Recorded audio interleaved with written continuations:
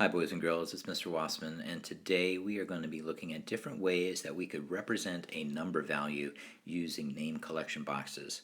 We're in our math journal on page 311, and you've probably seen problems like this set up before, name collection boxes, where you are given an amount at the top, say 9,873, and you are asked to represent that in a different way.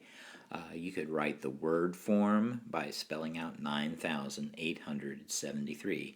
You could write the expanded form.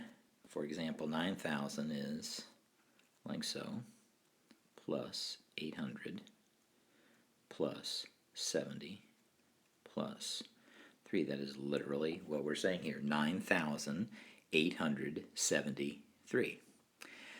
But you can also create a number sentence that gives us an answer of 9,873. For example, I could create an addition problem that has a sum of 9,873, like say 8,000 plus 1,873. If I were to add those two numbers together, I would get a sum or total of 9,873.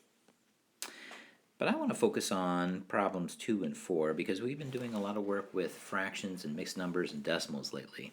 And translating these amounts into other formats is going to be critical with your understanding of these concepts of mixed numbers, fractions, and decimals. So what is 3 and 7/12? Well, just like I did with the first problem, breaking it down expanded form, a mixed number is just the combination of a whole number and a fractional part, 3 and 7/12. So if I take 3 and I add 7/12 to it, my total would be 3 and 7/12. Now I could also create a subtraction problem, starting with a mixed number, 3 and, say, 11/12. And what is 11 minus something that will give me 7? Well, 11 minus 4 gives me 7. So if I were to take 4/12 from 3 and 11/12, that would leave me a difference of 3 and 7/12. Now another way we can look at this is how can we come up with the improper fraction that 3 and 7/12 represents. So I would first have to think about how many twelfths are represented in 3 wholes. So if I have one whole and I divide that into 12 parts, each part is a twelfth, and I would need 12 twelfths to equal that same amount. So I can look at this problem like this. 12 twelfths is the equivalent of one whole, plus another group of 12 twelfths, that would be 2 wholes. Another group of 12 twelfths, that would be 3 wholes, so that gives me 3 whole. And then 7/12, that would give me a total of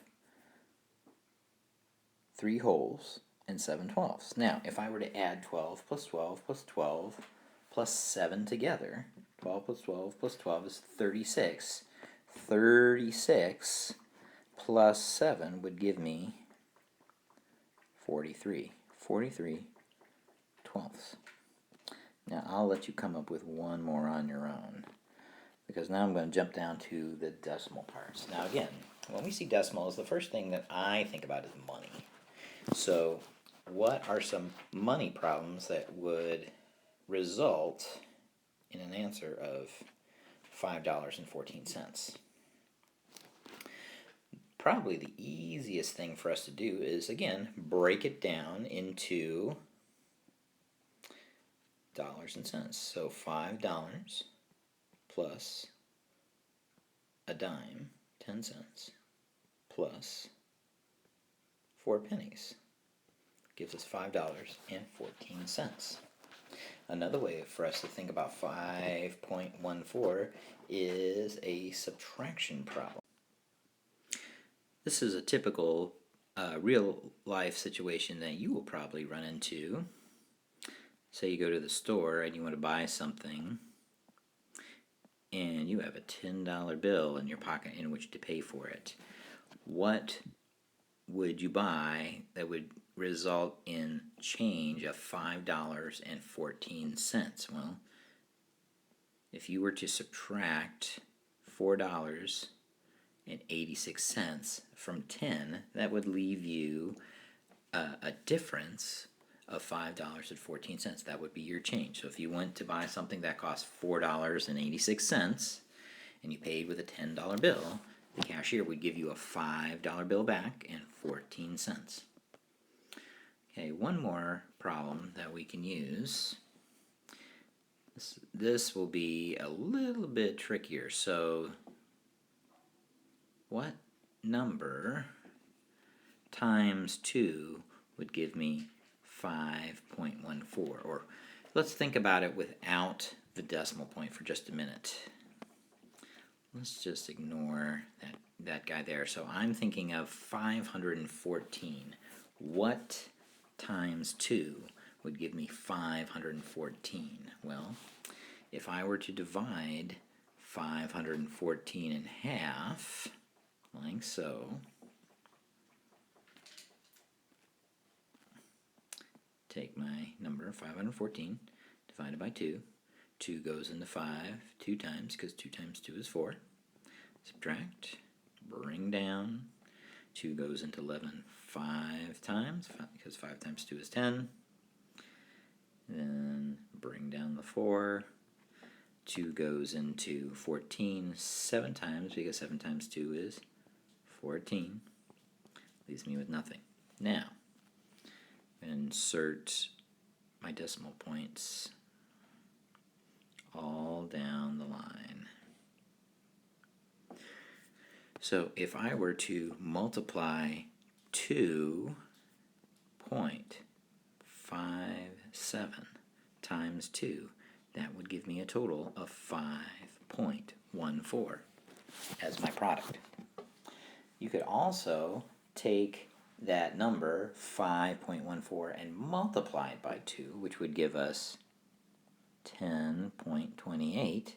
And then you can say, let's divide that by 2. And that 2, that also would give us 5.14 as an answer. Okay? So these are just some of the ways that you could represent these amounts in your name collection box. Now, down at the bottom, you are asked to come up with your own name collection boxes with your own amounts. So let's do something fractional, shall we? I'm going to put 18 hundredths as my amount.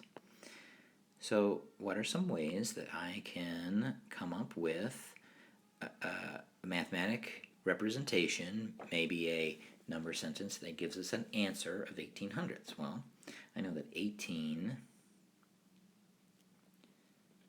is a multiple of 9 because 9 times 2 is 18. So I could represent that like so. 9 hundredths times 2 is 18 hundredths. I know that's true because multiplication is just repeated addition. So when I multiply something by 2, I'm just basically adding that number to itself. So 9 hundredths plus 9 hundredths would give me 18 hundredths.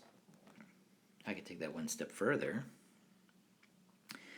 by taking 6 hundredths and multiplying that by 3 because 6 times 3 is 18, and that would give me 18 hundredths. And that is how we go about solving these name collection problems, filling in the boxes with different representations of number values. If you have questions, reach out to your math teacher. Otherwise, we will talk again soon. Thanks.